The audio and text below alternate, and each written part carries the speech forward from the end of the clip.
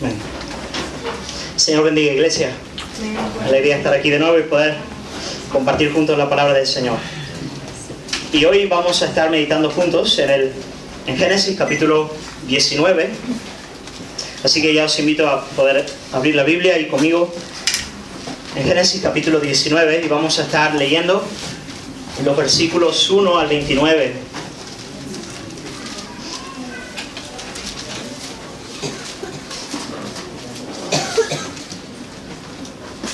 Génesis capítulo 19, versículos 1 al 29. Podéis ver que he puesto hoy también el bosquejo del sermón. Lo tenéis ahí en el boletín. Así que si queréis seguir el bosquejo, más sencillo, lo podéis hacer con el boletín de hoy. Así que vamos a leer la palabra del Señor. Génesis 19 dice así: Llegaron pues los dos ángeles a Sodoma a la caída de la tarde, y Lot estaba sentado a la puerta de Sodoma.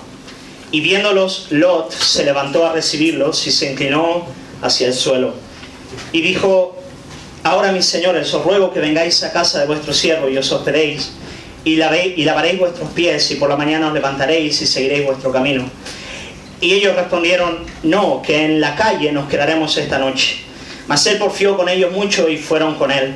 Y entraron en su casa y les hizo banquete y coció panes sin levadura y comieron. Pero antes que se acostasen, rodearon la casa los hombres de la ciudad, los varones de Sodoma, todo el pueblo junto, desde el más joven hasta el más viejo. Y llamaron a Lot y le dijeron: ¿Dónde están los varones que vinieron a ti esta noche? Sácalos para que los conozcamos. Entonces Lot salió a ellos a la puerta y cerró la puerta tras sí y dijo: Os ruego, hermanos, que no hagáis tal mal. He aquí ahora yo tengo dos hijas que no han conocido varón. Os las sacaré fuera y haced con ellas como bien os pareciere. Solamente que a estos dos varones no hagáis nada, pues que vinieron a la sombra de mi tejado. Y ellos respondieron: Quita ya. Y añadieron: ¿Vino este extraño para habitar entre nosotros y habrá de erigirse en juez? Ahora te haremos más mal que a ellos. Y hacían gran violencia al varón, a Lot, y se acercaron para romper la puerta. Entonces los varones alargaron la mano y metieron a Lot en casa con ellos y cerraron la puerta. Y a los hombres que estaban a la puerta de la casa hirieron con ceguera desde el menor hasta el mayor, de manera que se fatigaban buscando la puerta.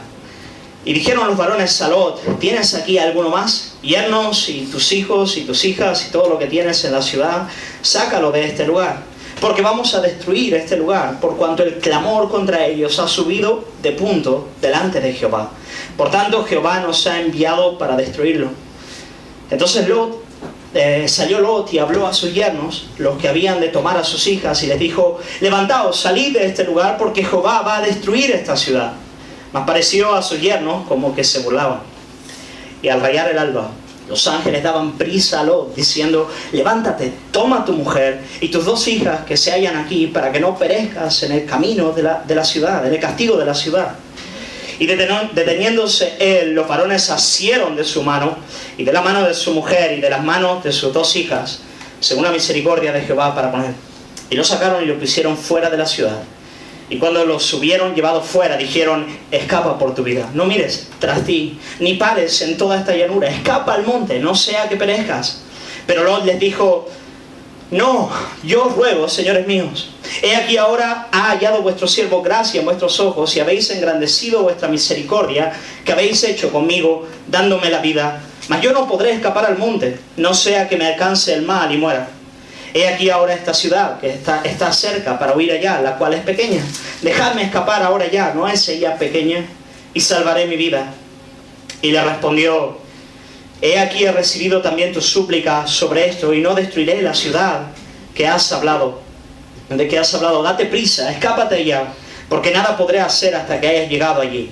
Por eso fue llamado el nombre de la ciudad Zoar. El sol salía sobre la tierra cuando Lot llegó a Zoar.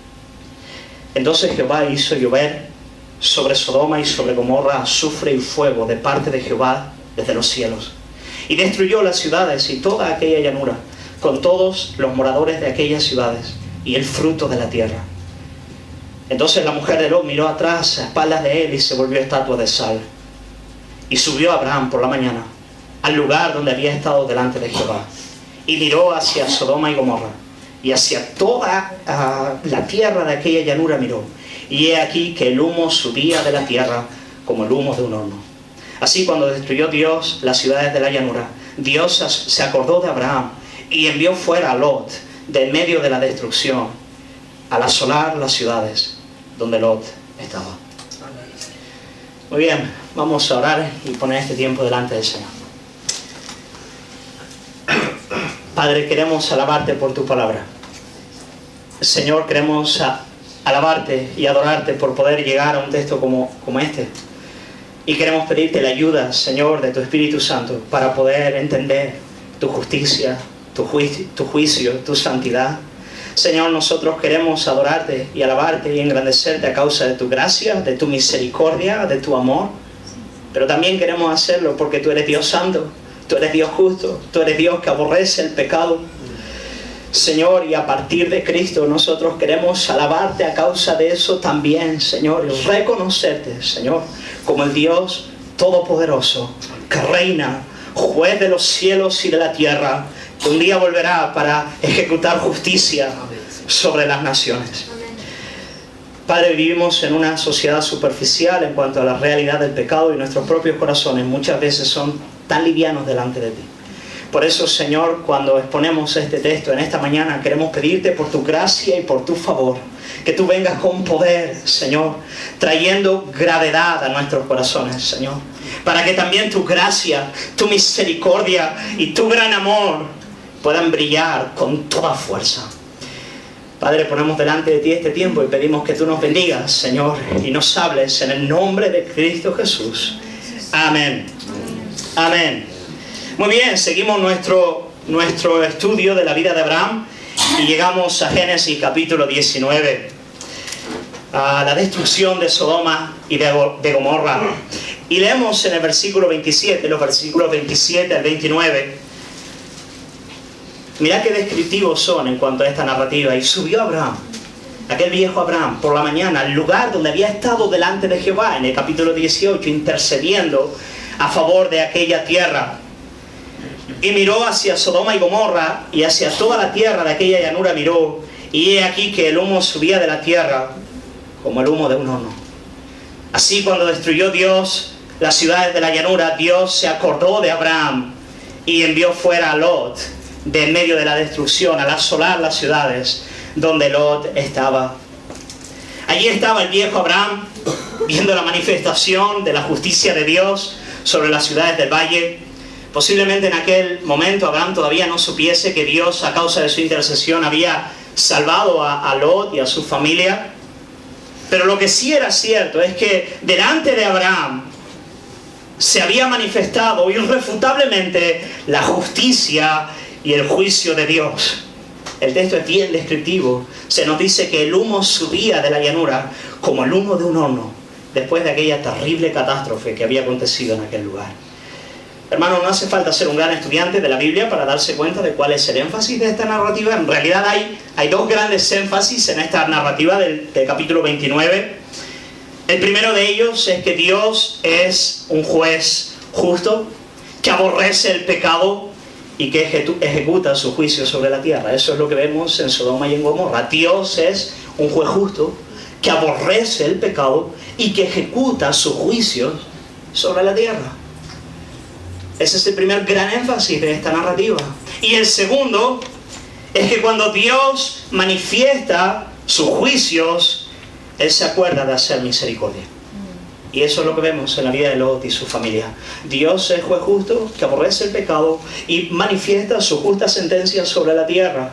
Pero cuando Dios ejecuta justicia, Él siempre se acuerda de hacer misericordia.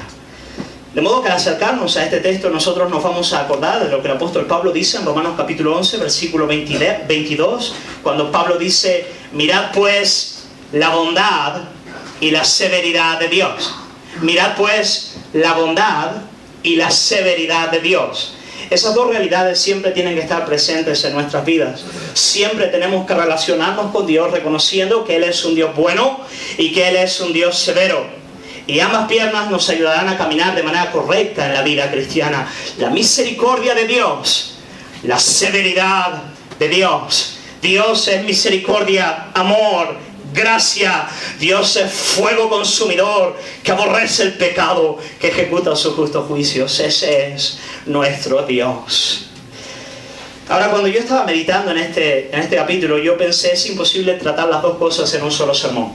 El texto es muy descriptivo, hay muchas cosas que aprender. Por lo tanto, lo que voy a hacer es tratarlo entre hoy y el domingo que viene. Hoy vamos a estar viendo el justo juicio de Dios sobre Sodoma y Gomorra. El domingo que viene vamos a ver su misericordia para con la vida de Lot y de su familia. Hoy vamos a ver, el delicado e importantísimo tema de la ira de Dios y de su justo juicio sobre la tierra. Así que orad por mí mientras predico y orad por vuestros propios corazones para que podáis amar a este Dios y recibirlo tal y cual Él se da a conocer en su palabra. Es evidente que lo que tenemos delante de nosotros es la expresión furiosa, justa del juicio de Dios sobre los hombres. En efecto, la destrucción de Sodoma y Gomorra se establece en la Biblia como una señal en el transcurso de todas las Escrituras. En muchas ocasiones, cuando la Biblia hace referencia a una cultura moralmente degradada, la llama del nombre de Sodoma. En muchas ocasiones, cuando los profetas hablaban del Israel que estaba distante de Dios, los profetas llamaban a Israel con el nombre de Sodoma. Vosotros sois Sodoma, sois hijos de vuestra madre Sodoma. Por lo tanto, Sodoma se nos presenta como una señal de un pueblo que se ha degradado delante del Señor. Y el juicio sobre esta tierra también se levanta como una advertencia de lo que Dios ejecuta en contra de los hombres cuando se apartan de Él. Y en varias ocasiones los profetas utilizan este ejemplo para hablar del juicio y la ira de Dios.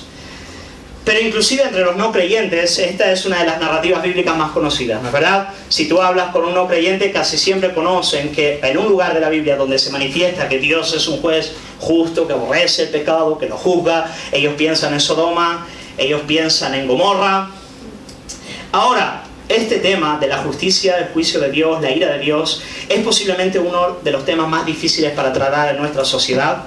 Es posible hoy día que la gente pueda aceptar a un Dios amoroso, a un Dios bueno, a un Dios que abraza al hombre y le perdona, pero muy difícilmente nuestra sociedad en el día de hoy, por lo menos en Occidente, pueda aceptar a un Dios de ira, a un Dios de ira, a un Dios que aborrece el pecado, a un Dios que juzga a los hombres. Esa es una idea para muchos hoy en día repulsiva. Ellos actúan visceralmente en contra de este pensamiento en cuanto a Dios. Alguna de las preguntas que se hace la gente hoy en día es: ¿qué clase de Dios puede invadir de esa forma mi libertad para decidir cómo vivir y juzgarme según sus propios parámetros? ¿Quién es Dios para actuar de esa manera? ¿O qué Dios es ese que no puede sencillamente perdonar y pasar por alto el pecado así porque sí? Esas son algunas de las cuestiones que nuestra sociedad levanta en el día de hoy. Pero en este sermón yo no voy a responder a estas cuestiones. Y yo quiero asegurarme que nosotros como pueblo de Dios tenemos clara esta idea de que Dios en efecto es un Dios que juzga. Sabemos que está en la Biblia y aceptamos esa realidad en nuestros propios corazones para que podamos estar firmes delante de Dios y de cara a la sociedad. Voy a decir algo bien sencillo y tan importante en el día de hoy. La Biblia es clara al afirmar que Dios aborrece y juzga el pecado. La Biblia es clara al afirmar esa realidad. Tan solo en el Antiguo Testamento hay por lo menos 600 versículos que nos hablan de la ira y la justicia de Dios. Y cuando llegas al Nuevo Testamento, seguro casi ninguno de ellos estará marcado en tu Biblia. Fíjate, seguramente no los hayas marcado. Márcase el que habla de la gracia y misericordia, y los demás lo vas pasando por alto. Y hoy espero que puedas salir de este lugar alabando y adorando a un Dios que es santo y justo y que aborrece el pecado. Ese es mi deseo. Sabéis, el que más predicó acerca del infierno fue Jesús. Jesús predicó abiertamente acerca de la realidad del infierno. Y si queremos entender este tema, tenemos que ir, uno de los textos claves de la Biblia para hablar de la ira y la justicia de Dios es el que encontramos en Romanos capítulo 1 versículo 16. Si podéis abrirlo. Romanos capítulo 1 versículo 16.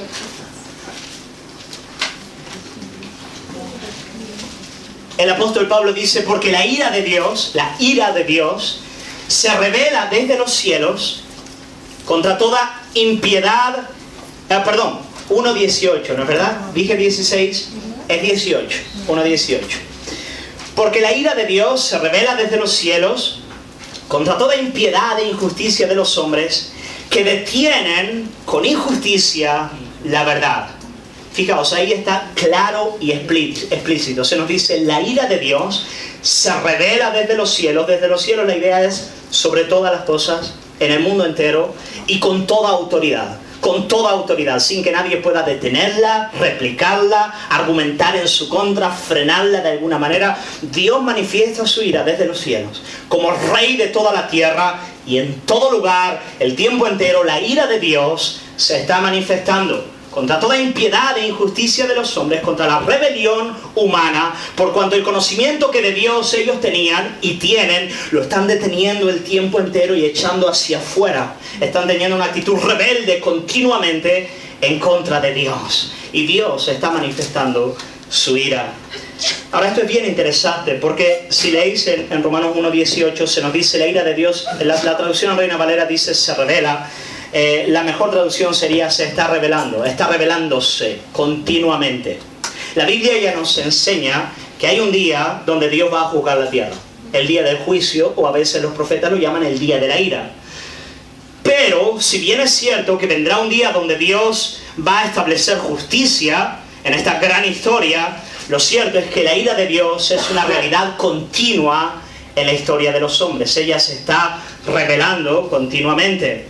A partir de Génesis capítulo 3, la degradación de la creación a causa del pecado se nos presenta como una continua manifestación del juicio de Dios.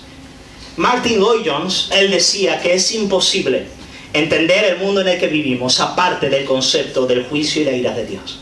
Dios está el tiempo entero manifestando su ira en contra de un mundo rebelde. Gloria al Señor. Amén. Sí. En este punto hay gente que tiene un poquito de dificultad para entender esta enseñanza en toda la Escritura. Algunos se acercan a Génesis capítulo 19 y piensan de la siguiente manera: claro, aquí lo que tienes es al Dios del Antiguo Testamento. El Dios del Antiguo Testamento era un Dios atroz, un Dios tribal, un Dios visceral, un Dios que estaba el tiempo entero condenando a los hombres. Pero mi Dios es Jesús. Mi Dios es Jesús. Y Jesús es aquel que me habla de amar al prójimo, es aquel que me habla de perdonar a aquellos que me agriden. Sí, es cierto, pero ¿sabéis? Ese mismo Jesús que habla de amar a nuestros enemigos es el que habla de aquel lugar en el que el gusano no muere y el fuego no se apaga. Jesús es el que dice que un día Él dirá a los que no le recibieron, y escuchad estas palabras textuales de nuestro Señor, el que murió por amor en nuestro lugar. Él le va a decir a los que no le recibieron: apartaos de mí, malditos, al fuego eterno preparado para el diablo y sus ángeles. Mateo capítulo 25, versículo 41.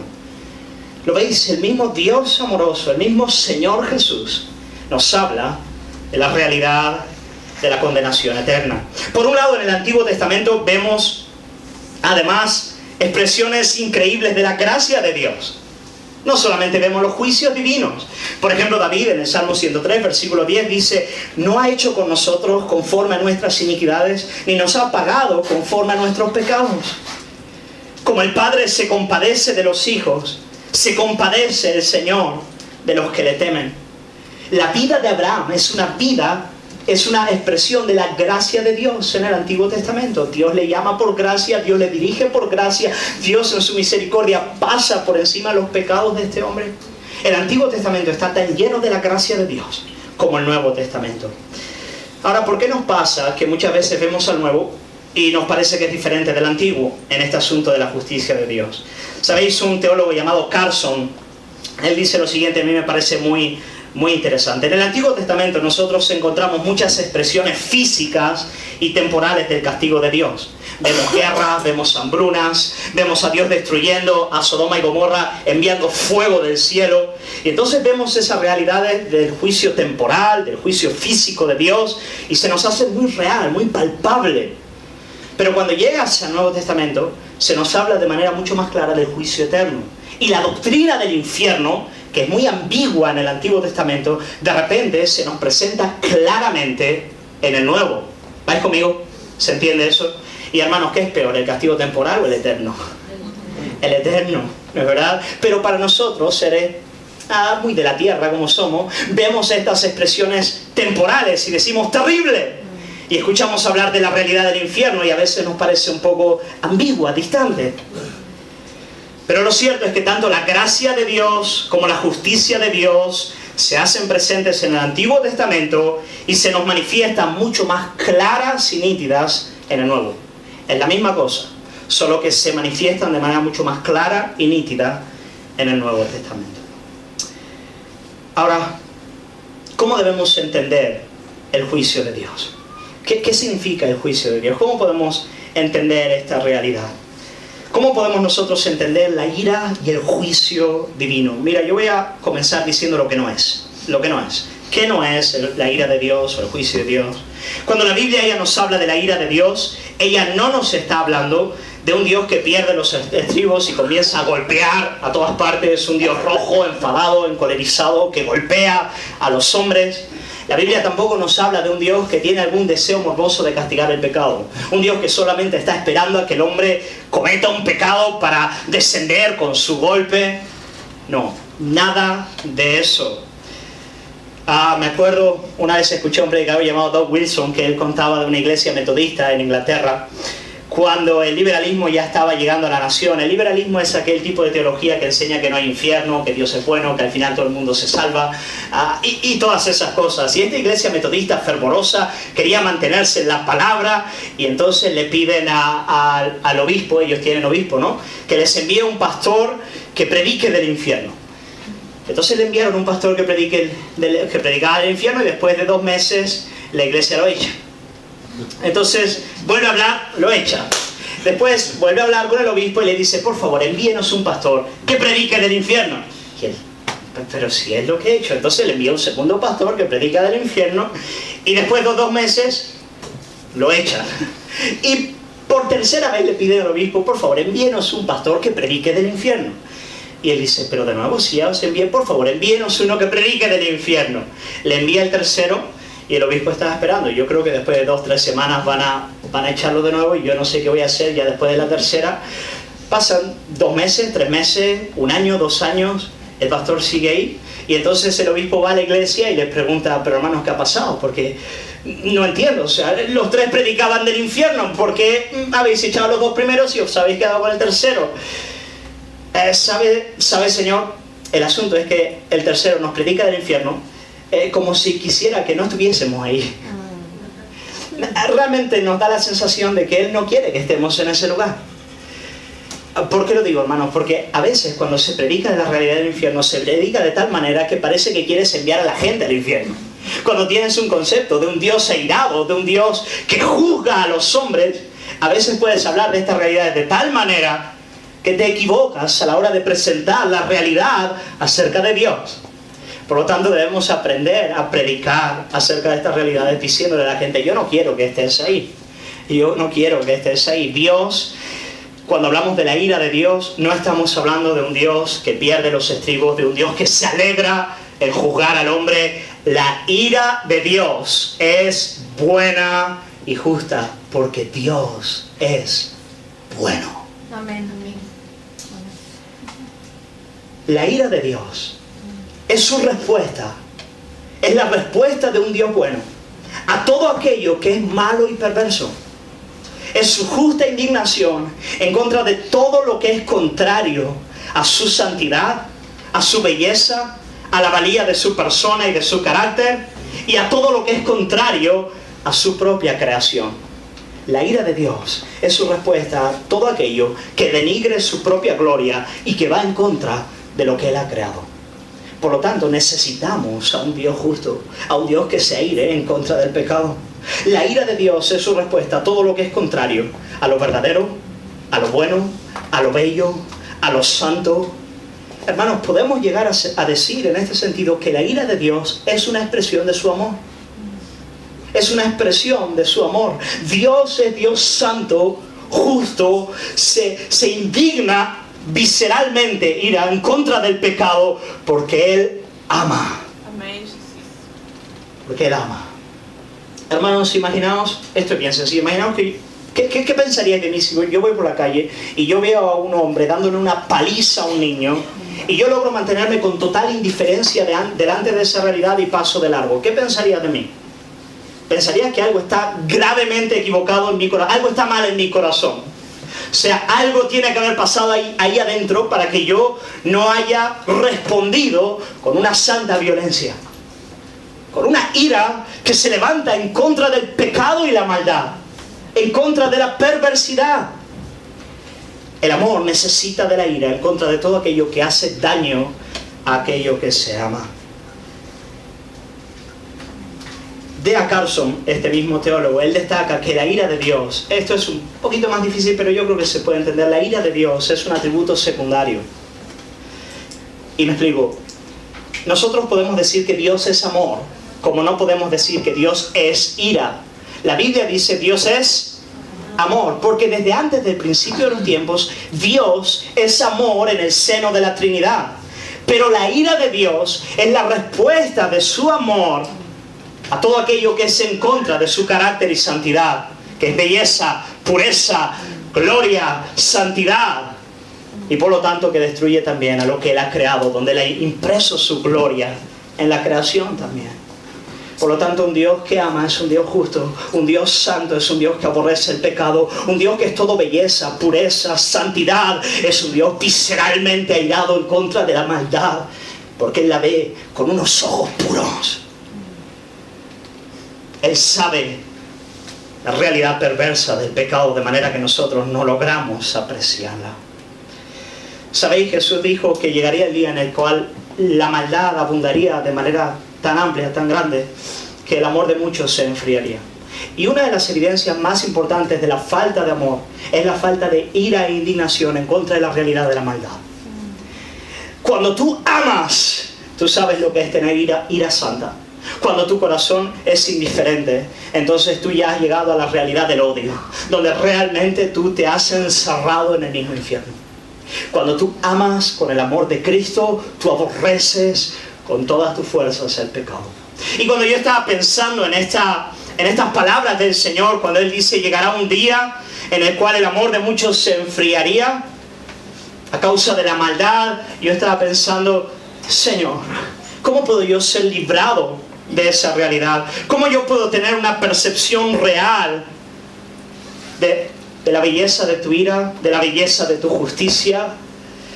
Hermanos, ¿cómo podemos nosotros? Y para mí esta es la pregunta más importante de este sermón, ¿vale? Está ahí en el boletín, en el bosquejo, en el punto 3. ¿Cómo podemos nosotros no solamente entender la ira de Dios, pero poder apreciarla, poder valorarla, poder sentir algo de su justa indignación en contra de la realidad del pecado? Yo creo que hay dos cosas que nosotros tenemos que conocer en nuestros corazones para que podamos apreciar a un Dios justo, para que podamos sentir algo de la ira de Dios también en nuestros propios corazones.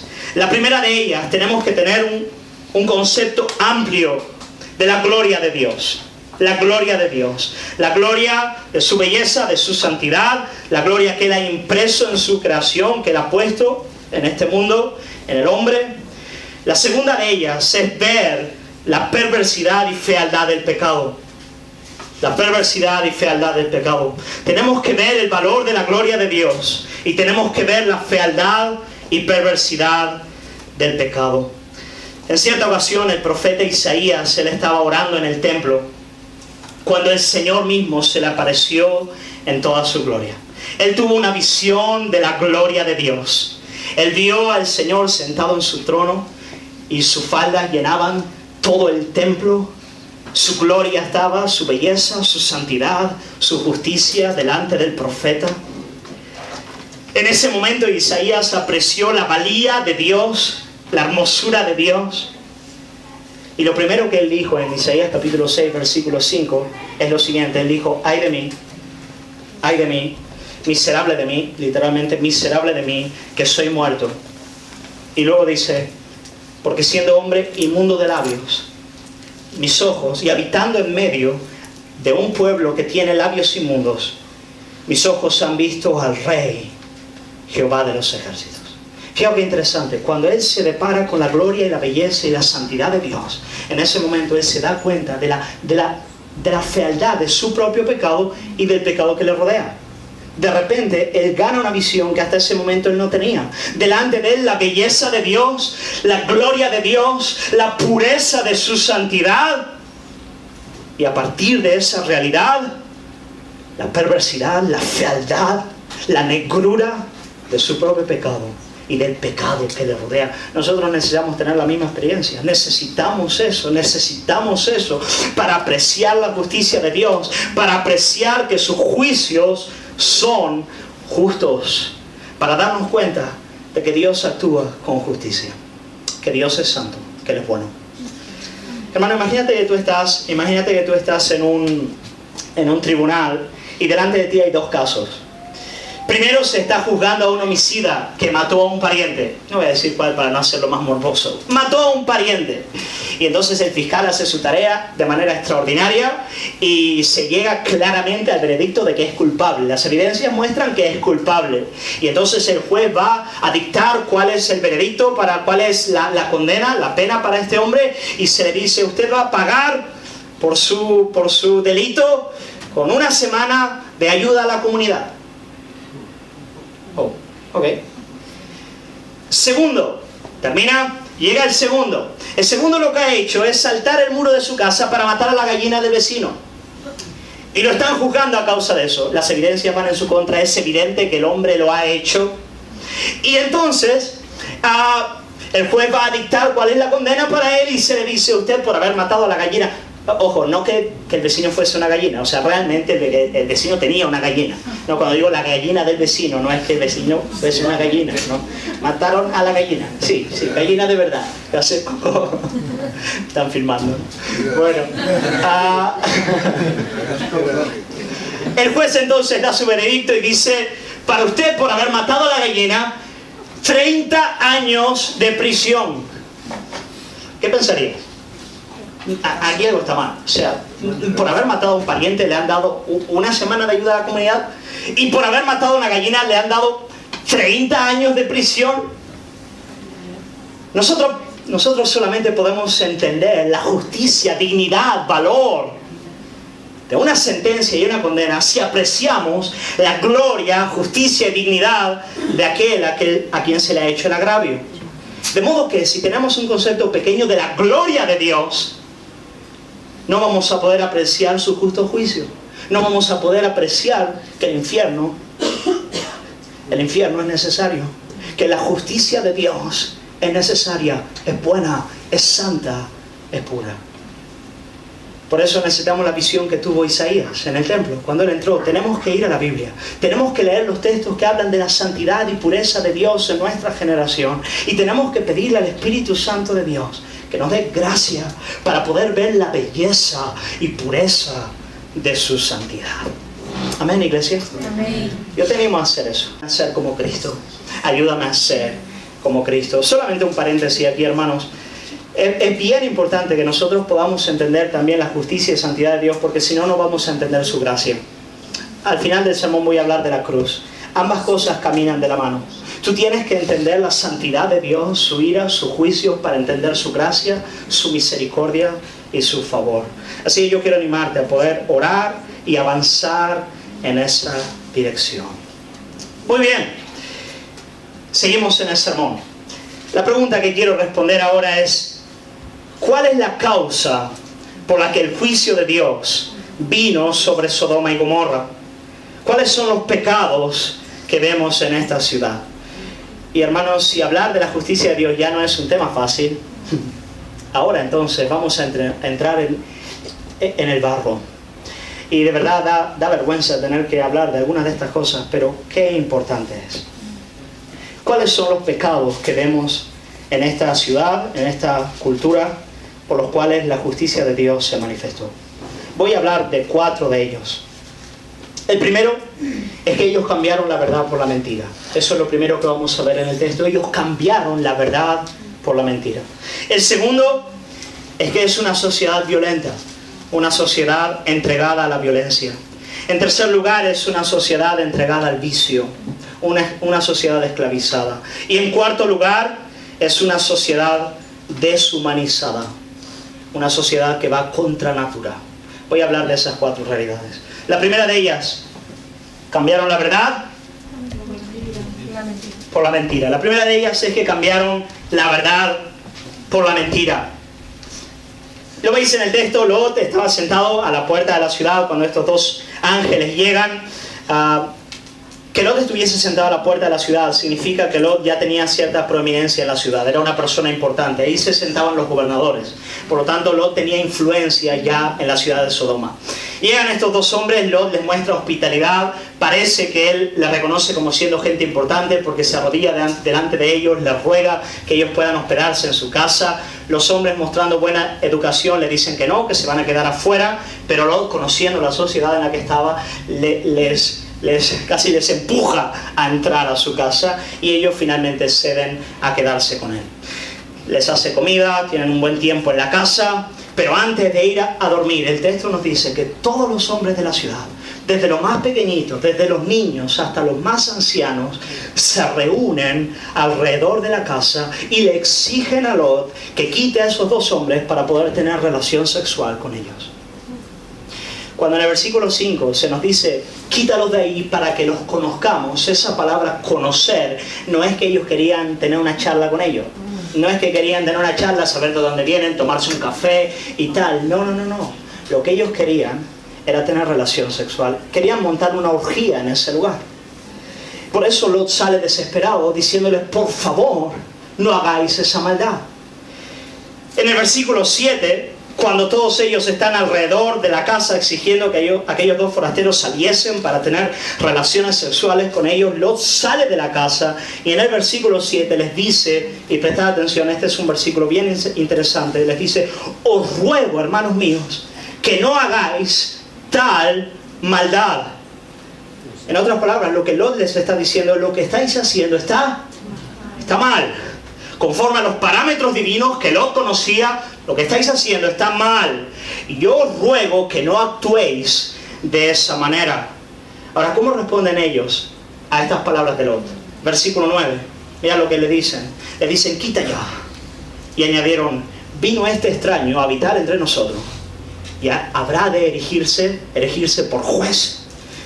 En otras palabras, lo que ellos le están diciendo a Lot es, ¿quién eres tú, Lot, para decirnos a nosotros cómo nos tenemos que comportar? ¿Qué derecho tienes tú de juzgar nuestra manera de actuar? Ahora, hermanos, Lot, cuando les advierten de la realidad del pecado, él está actuando en esa cultura, en ese tiempo, en ese lugar, como un profeta de Dios. Las palabras de Lot para con esos hombres son palabras de Dios. Y cuando ellos le dicen a Lot, tú no tienes derecho para decirnos a nosotros cómo debemos de vivir, lo que ellos están diciendo es, Dios, tú no tienes derecho de decirnos cómo tenemos que vivir. Cuando ellos le dicen a Lot, tú eres un extranjero y un extraño para nosotros, lo que ellos le están diciendo es, Dios, tú eres para nosotros un extranjero y un extraño. Lo primero que hace esta sociedad es abandonar a Dios como parámetro último y verdadero de toda verdad, de toda moral, de toda belleza, de toda justicia, de toda santidad, y establecerse a sí mismo como individuos y cultura, como aquellos que deben de decidir de manera individual y personal cómo narices quieren vivir. ¿Os suena esto? Demasiado. Yo lo predico temblando. De verdad, esta es nuestra sociedad. El mundo de hoy, la gente que nos rodea, no tiene mayor principio de fe que el siguiente: nadie rige sobre mi vida. Nadie me dice que está bien, que está mal. Nadie me dice cómo tengo que vivir. Yo y solo yo soy el amo y juez de mi camino. Dios fuera. Abandonaron la verdad de Dios por la mentira. Abandonaron la verdad de Dios por la mentira. La Escritura dice que a una sociedad y cultura que actúa de esa manera, la ira de Dios viene. Dios juzga. Dios manifiesta su santa justicia sobre una sociedad que actúa de esa manera. Por contar una historia, hace unas semanas yo y Gaby estábamos en un colegio y había una profesora de niños pequeñitos a la que uno de los niños le escupió en la cara. Y la profesora le dijo al niño, eso que has hecho no me gusta. no me gusta lo que has hecho. No me gusta lo que has hecho. Y prestad atención, o sea, el asunto no es que no me guste lo que has hecho. Luego ella fue a hablar con otra profesora y le dijo, mi esposa lo escuchó, le dijo, le he dicho bien, ¿no? Le he dicho bien al decirle que eso no me gusta. Y la otra profesora le respondió, sí, eso está bien. Porque tú no le has dicho que eso esté mal. Tú le has dicho que eso a ti no te gusta. Y eso está bien. Así tiene que ser. Tú no le puedes decir que está mal, porque eso es establecer un parámetro absoluto sobre la vida del niño. Tú le tienes que decir que a ti, particularmente, que te escupan, no te gusta. ¿Lo veis, hermano? Se hicieron necios. Se hicieron necios al cambiar. Lo digo con respeto, con respeto. La necedad en un sentido pecaminoso. Nos hacemos necios cuando quitamos a Dios de nuestras vidas y nos establecemos a nosotros como el parámetro final de la verdad, de la moral y de todo eso. Eso es lo primero que ocurrió en esa sociedad. Ellos cambiaron la verdad por la mentira y por eso el juicio de Dios vino sobre ellos. En segundo lugar, vemos violencia. Violencia. Una sociedad violenta. Claro, cuando Lot va a argumentar con ellos de que lo que ellos estaban haciendo estaba mal, ellos ni siquiera consideran el argumento de Lot. Ellos le dicen, quita ya, tú eres un extranjero, tú no tienes nada que decirnos a nosotros, y lo que empiezan a hacer es a golpear a Lot y intentar abrir la puerta a base de golpes para sacar a la fuerza a esos dos hombres para que se acuesten con ellos. Bendito sea el Señor, eran dos ángeles. Y se nos dice que ellos, textualmente, se nos dice que con una luz cegadora, la luz de su gloria, hicieron con que ellos no pudiesen ver y cerraron la puerta, se trajeron a Lot. Pero hermanos, ellos partieron a la violencia para intentar establecer sus propios parámetros. Y voy a intentar explicar esto de la mejor manera que pueda. Si no hay parámetro moral alguno, si no hay una regla que dice cómo debemos vivir, entonces ya no tenemos ninguna base para el diálogo. No tenemos base para el diálogo. No tenemos base para el argumento. Tenemos base para el dominio del más fuerte. Si no hay un juez que sentencie entre ambos, entonces manda el más fuerte, manda el más listo, manda el más influyente, manda el más locuaz, manda la mayoría, manda el poder. En una sociedad donde no hay parámetros, la violencia finalmente se va a establecer. La violencia a todos los niveles, no solamente violencia física, pero cualquier tipo de imposición para mantener el parámetro moral que la sociedad dirija. La nuestra es también una sociedad cada vez más radicalizada y más violenta. Tienes que verlo en los periódicos. Y yo quiero animarte a hacer algo. Coge un periódico e intenta leer y busca en algún artículo donde se esté debatiendo si ves algún argumento. Hermanos, cada vez hay menos argumentos. Lo que la gente hace hoy en día es denigrir al que piensa diferente, difamarlo, avergonzarlo a causa de sus ideas, pero no hay argumento, no hay diálogo, porque no hay base para eso. No se cree que haya base para eso. Lo único que hay es pisar al otro, ya sea dialécticamente o ya sea de otra forma. Pero nuestra sociedad es una sociedad que está perdiendo el fundamento para el diálogo y se está quedando solamente con la herramienta de la violencia como único recurso para mantener sus propios deseos y pasiones, y punto. Para mí algo extraordinario en cuanto a nuestra sociedad es lo siguiente. Fíjate, nuestra sociedad nos dice que cada individuo tiene el derecho de establecer por sí mismo lo que considera correcto e incorrecto. Pero si tú hoy en día levantas tu boca en contra del aborto o en contra de la homosexualidad, por más que lo hagas de manera amorosa, honesta, recta, rápidamente vas a encontrar una violencia feroz en contra de tu persona. Por un lado se nos dice el individuo, por otro hay una presión social que nos empuja a actuar de una determinada manera, y si no lo hacemos vamos a ver las consecuencias. Esta es una sociedad muy extraña. A veces da un poco de miedo. Bendito sea el nombre del Señor, porque Cristo está con nosotros.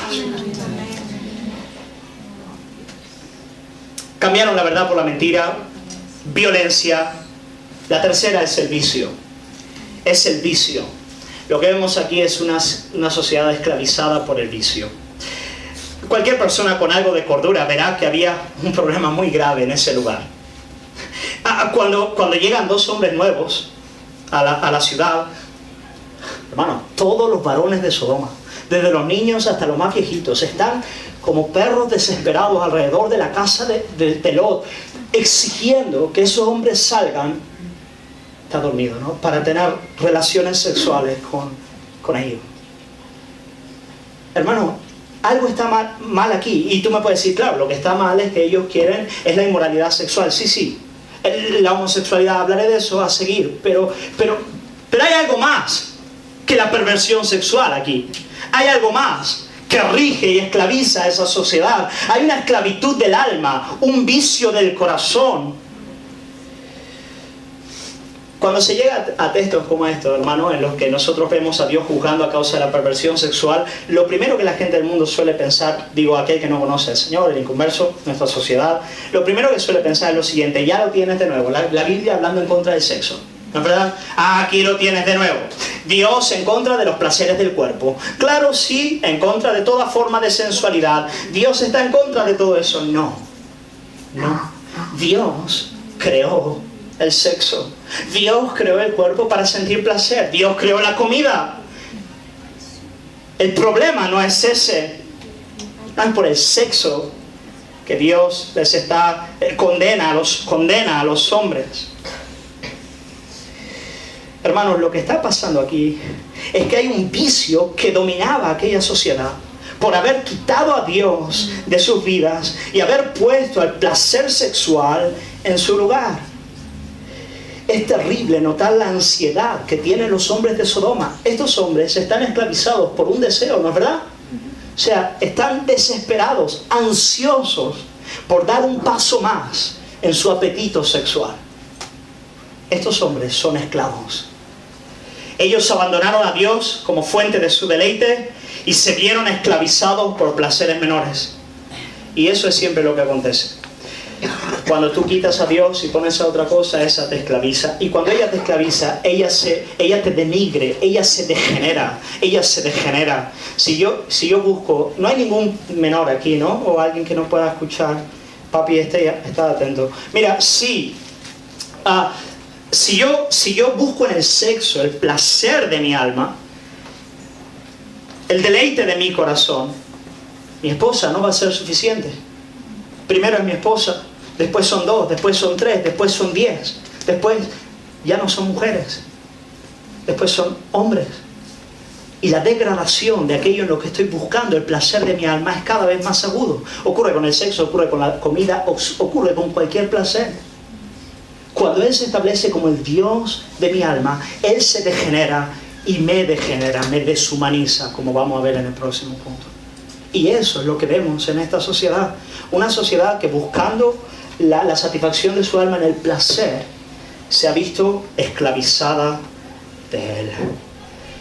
De una cámara para despertar la imaginación de cientos de miles de hombres que la ven. Ella está proyectando una imagen y despertando una serie de sentimientos que ella sencillamente no puede satisfacer. Rabí Zacarías, a mí me encantaría que alguien fuese y le dijese: joven, no hagas eso, por favor, no despiertes eso, porque tú no lo puedes satisfacer. Pero si tú escuchas el canto de sirena y vas detrás de esa forma de hedonismo, te terminarás por convertir en un monstruo cargado de perversión y de ansiedad y de desespero. Eso es lo que vemos en la vida de los hombres de Sodoma. Vicio. Y lo último es la deshumanización, el ir en contra natura. El pecado, él deshumaniza al hombre. Nosotros fuimos creados a imago Dei, a la imagen de Dios. Hemos sido creados para mostrar la gloria de Dios. Nosotros hemos sido creados para mostrar su belleza. Y cuando vamos en contra de Él, en contra de lo que Él ha establecido, terminamos yendo en contra de ¿quién? De nosotros mismos. Vamos en contra de nosotros. El otro día mi pequeñita se enfadó. Se enfadó porque le dije que tenía que bajar del coche y no quería. Se ve que me ha salido piloto. ¿Y sabéis lo que empezó a hacer? Empezó a golpearse. Empezó a arrancarse los pelos. Y yo me puse firme, claro que sí. Le dije: si sigues haciendo eso, es papá el que va a corregirte, no tú. Pero eso es lo que hacemos cuando nos rebelamos en contra de Dios. Terminamos por deshumanizarnos a nosotros mismos. ¿Por qué la Escritura prohíbe la homosexualidad? ¿Por qué la práctica homosexual es considerada como pecado y perversión en las Escrituras? Es porque ella atenta en contra de la imagen de Dios y la gloria de Dios en el hombre.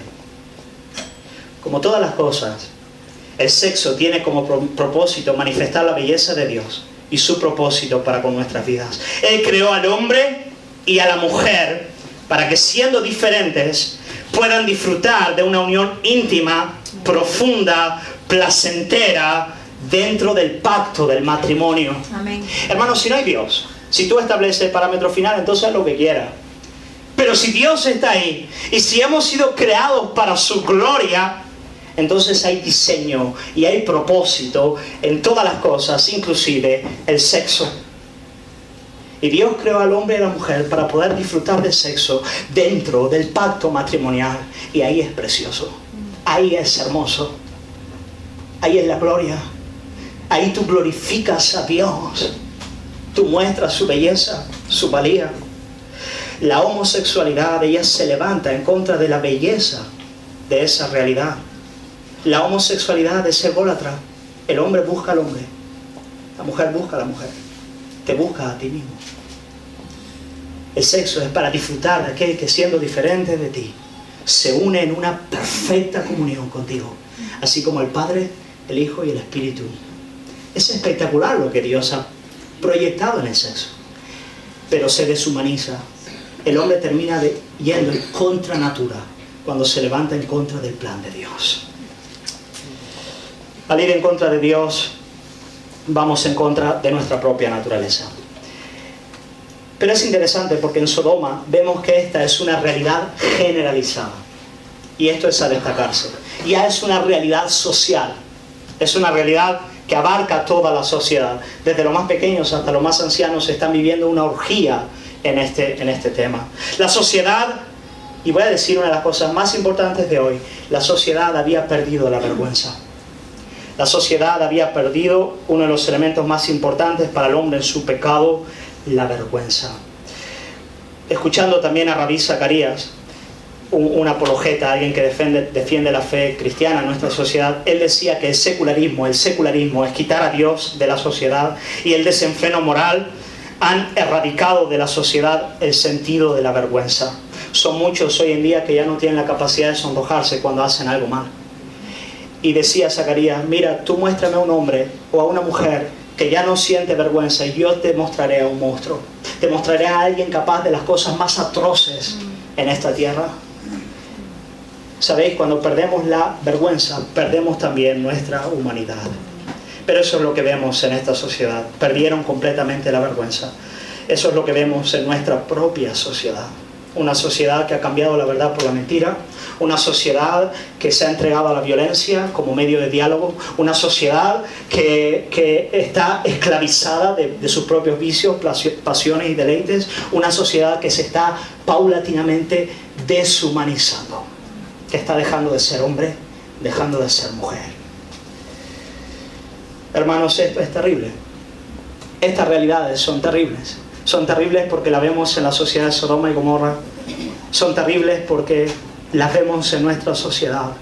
Pero son terribles porque, si somos muy honestos, nos vamos a dar cuenta de que ese principio de rebelión y degradación está dentro de cada uno de nuestros corazones. Hermanos, si tú no has llegado a ese límite, a ese punto, es por la gracia divina. El apóstol Pablo dice en Romanos capítulo 3, versículo 23, por cuanto todos pecaron y están destituidos de la gloria de Dios. Voy a ir terminando este sermón y quiero hacerlo respondiendo a la siguiente pregunta. ¿Hay entonces alguna esperanza? ¿Hay esperanza para nuestra sociedad? ¿Hay esperanza para nosotros? Dijimos que tanto el Antiguo como el Nuevo Testamento nos hablan de la ira de Dios, pero hay un lugar insólito en las Escrituras donde la ira de Dios se nos hace presente como en ningún otro lugar, y ese lugar es la cruz. En la cruz vemos que Dios, en la persona de Jesucristo, se hizo hombre para llevar sobre sí la ira de Dios. Esto es extraordinario. Dios mismo se hizo hombre para poder absorber su propia ira a causa de nuestro pecado. ¿Lo entiendes, amigo? ¿Lo entiendes? Dios se hizo hombre para absorber su propia ira en tu lugar. La ira que tú merecías, la ira que justamente yo merezco. Pero Dios se hizo hombre y caminó entre los hombres para llevar sobre sí mismo la ira de Dios. De modo que ahora sobre ti solo haya gracia y misericordia. En el último día la ira de Dios se va a manifestar de una de dos formas: o caerá sobre tus espaldas o habrá caído sobre la espalda del Hijo. Ahora tú decides. Jesucristo vino a llevar la ira de Dios. Yo quiero invitarte a abrazarle a Él. Yo quiero invitarte a recibirle. Yo quiero invitarte a confiar completamente en lo que Él ha hecho en ti, para que en el último día tú puedas huir, como dice la Biblia, de la ira venidera. Hay un refugio, hay una roca a la que podemos acudir en el día de hoy. Yo quiero animarte a hacerlo. Si tú no lo has hecho, si tú no has acudido a Cristo, yo quiero animarte a poder hacerlo. Vamos a orar por nuestra sociedad, por nuestra generación, vamos a orar por nuestra propia iglesia. Padre, queremos alabarte, Señor, por tu palabra. Queremos agradecerte, Señor, porque ella, como leímos al principio del sermón, ella es espada de dos filos, Señor, que penetra y discierne las cosas más profundas de nuestro corazón, de nuestra sociedad, del mundo en el que vivimos. Señor, es asustador ver el mal, ver el pecado en mi corazón, en nuestros corazones, ver el pecado en el mundo en el que estamos. Señor, queremos, Padre, queremos que nuestro amor no se enfríe. Queremos tener tal visión de tu gloria y la fealdad del pecado, Señor, que también nosotros podamos sentir, Señor, algo de tu justicia, de tu indignidad, Padre, que nos lleve a interceder, a amar y a predicar el Evangelio. Y queremos agradecerte, Señor, porque tú nos has librado, Señor, de la mentira, nos has librado de la violencia, nos has librado de deshumanizarnos en el vicio. Queremos rogar por Granada, queremos orar por esta ciudad en la que estamos, por nuestros amigos, por nuestros vecinos, por nuestros compañeros. Señor, queremos pedirte que la luz del Evangelio, que esa preciosa noticia que nos dice que tú mismo viniste a absorber la ira para poder extender gracia y misericordia, pueda ser conocida y abrazada por esta tierra. Señor, trae un avivamiento, Señor, en medio de esta Sodoma. Trae un avivamiento en este lugar. Y Señor, cuando manifiestes tus justos juicios, porque lo vas a hacer, ayúdanos a poder humillarnos, rendirnos delante de ti y darte gloria por todo lo que tú haces, Señor. Padre, te alabamos y te agradecemos por tu palabra hoy, en el nombre de Cristo Jesús. Amén.